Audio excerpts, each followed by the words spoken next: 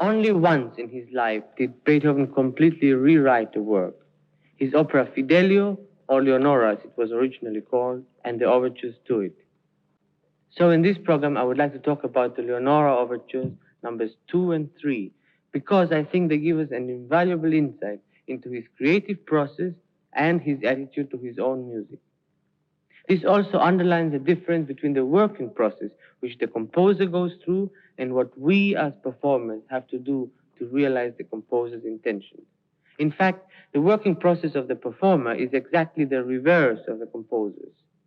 When we, as performers, study a piece, we start out having received a finished work, where all the ingredients have been made to coexist so that they have become one. The composer, on the other hand, starts out with isolated ideas, an occasional melody or rhythmic pattern, a particular sound even, and he proceeds to make them hang together to make a unity, one finished piece. And of no composer is this more obviously true than it is of Beethoven. In other words, the composer really experiences the impact of what he's trying to say before or while he commits it to paper.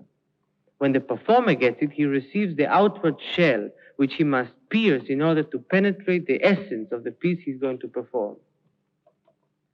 But how does a composer achieve a unity from all these disconnected elements? And how did Beethoven create the tremendous tension and clarity of expression which distinguish his music? Was it in sudden flashes of awareness, inspirations of the moment, or was it sheer hard work? The composer Louis Schlösser quotes a conversation with Beethoven in which Beethoven described how he worked.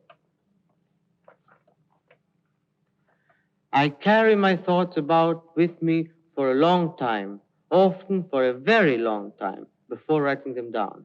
I can rely upon my memory in doing so, and can be sure that once I have grasped the theme, I shall not have forgotten it even years later.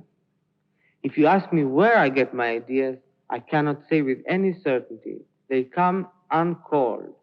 Sometimes I feel I could grasp them with my hands, in the open air, walking in the woods, in the stillness of night or in the early morning.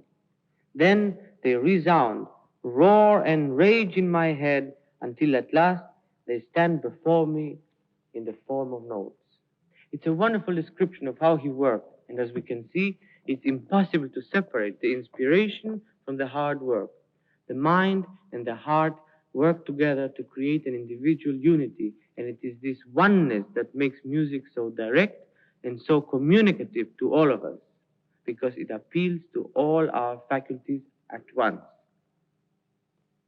But although Beethoven revised and changed and tore things to pieces when he was writing the work, as I've said, he only once completely rewrote the whole piece after he had finished it, Fidelio, and he wrote 4 overtures before he was satisfied.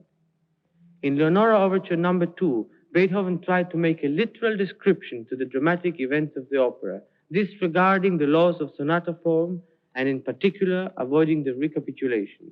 He builds up to the trumpet call, his signal of justice and freedom, which is the theme of the whole opera, and then goes straight on to his triumphant conclusion.